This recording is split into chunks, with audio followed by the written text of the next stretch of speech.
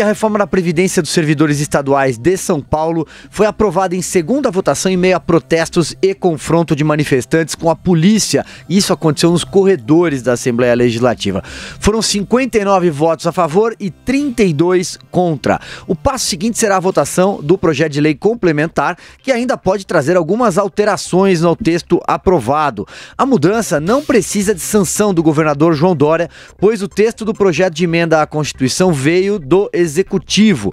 Durante a votação dessa terça-feira, servidores que protestavam contra o projeto tentaram invadir as galerias do plenário e foram barrados pela tropa de choque da Polícia Militar que estava dentro do prédio. A gente vai ter imagens aí para você que está nos assistindo, imagens, olha, bastante fortes, né? É até difícil às vezes, antes de continuar lendo aqui a nota, meu caro Augusto, chamar determinados manifestantes aí de servidores, porque se a gente tiver inclusive imagens para exibir de lado de fora da Assembleia, o sujeito que sai mascarado, com o rosto encapuçado, pedaço de pau e pedra, talvez tenha outro nome, que não seja servidor, manifestante, talvez seja marginal, né? É uma versão do que... Black Bloc. Do que você chama de Black Bloc de Sobral. Né? É, pois é. É uma versão, eles não estão lá para defender ideias, eles estão lá para impedir que seja votado o projeto, sem discussão nenhuma.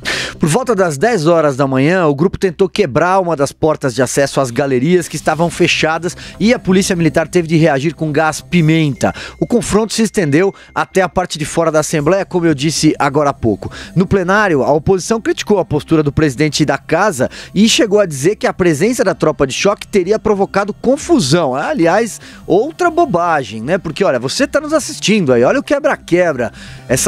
Olha as pessoas ali, no caso, olha, já rolando no chão, um confronto, um pedaço de pau, empurra. É difícil, né? Se você não chama a tropa de choque numa hora dessas, você pode ver ali que você tinha, por exemplo, um policial militar caído, né? Um policial que provavelmente faz segurança todos os dias ali na Assembleia. É difícil chamar esse povo de servidor. E eu termino, Augusto, dizendo que em entrevista coletiva depois da votação, o Cauê Macris, presidente da Assembleia, reconheceu a atitude legítima de alguns manifestantes de protestar, mas evidentemente condenou o vandalismo causado por outros dentro da Alesp, que eu seguirei chamando de marginais, encapuçados, que destroem o patrimônio público e privado. É marginal, é vândalo, não é manifestante. Passo a bola para você, Augusto. Olha, quem faz isso aí que a gente viu, eu aliás conversava com a nossa repórter Nicole Fusco, ela estava impressionada com as cenas de violência que testemunhou. Ali está cobrindo a votação da reforma da Previdência para a Jovem Pan. E é o seguinte, né? Eles fazem isso, eles atacam a polícia para que haja uma ação policial que depois será qualificada de repressão, né? De agressão policial.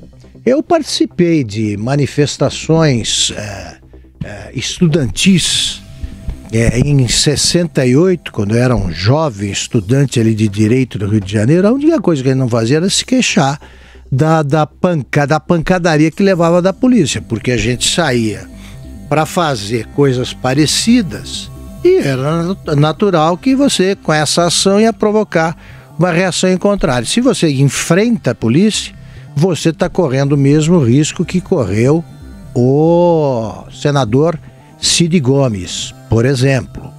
Então é difícil você se queixar da reação. Nesse caso, é uma violência dirigida também contra a polícia e inexplicável, porque o que eles apresentavam como ideia alternativa? Eles queriam um outro tipo de reforma? Não. Eles queriam impedir que fosse aprovada uma reforma que já tinha tido em primeira votação a maioria, o apoio da maioria dos deputados, e que teve agora, até um pouco maior. Então é no voto que se decide isso, e não na pancada. Agora, amanhã eles vão estar discursando, já começaram, vão estar discursando que a polícia... Não, eles sofreram a violência policial. Não, antes disso veio a violência dos manifestantes profissionais. Exatamente. E o sujeito chega lá, como eu disse, com o rosto coberto, pedaço de pau, começa a quebrar o patrimônio público e ele não quer ser recebido ou contido pela tropa de choque, né? O que ele queria? Agora sim, já vejo apostos, microfone Jovem Pan em Brasília. Muito boa noite, José Maria Trindade. A briga aqui é diferente. Muito boa noite, Silvio. Boa noite, Augusto. Boa noite a todos. Boa noite, Zé. Olha, Silvio, uma selvageria. Pois é, boa noite. Uma selvageria isso, né? É um sinal claro, sempre que se parte para esse tipo de agressão, de confronto físico, significa que já perdeu. Eu previa que as dificuldades que os governadores enfrentariam e enfrentar as suas reformas da Previdência, né? Mas culpa dos governadores do Nordeste e desta tendência de esquerda que se faziam passar de bonzinhos lá nos seus estados, falando mal da reforma da Previdência, dizendo que era para atacar pobres e que não sei o quê. Mas aqui em Brasília diziam não, tem que votar a reforma da Previdência. Os deputados fizeram o seguinte, decidiram separar, então tá bom, nós vamos fazer a nossa reforma e vocês façam as suas. O governador de São Paulo, João Dória, sabia dessa dificuldade, tentou reunir governadores aqui em Brasília para que fosse incluída a reforma dos estados e dos municípios nessa reforma federal, mas não, ficou a cargo de cada estado fazer a sua reforma. E é isso que acontece, a dificuldade. Mas para mim, quem parte para esse tipo de brutalidade já perdeu. Silvio, enfrentar a polícia é enfrentar o Estado, é enfrentar a legalidade, enfrentar a lógica.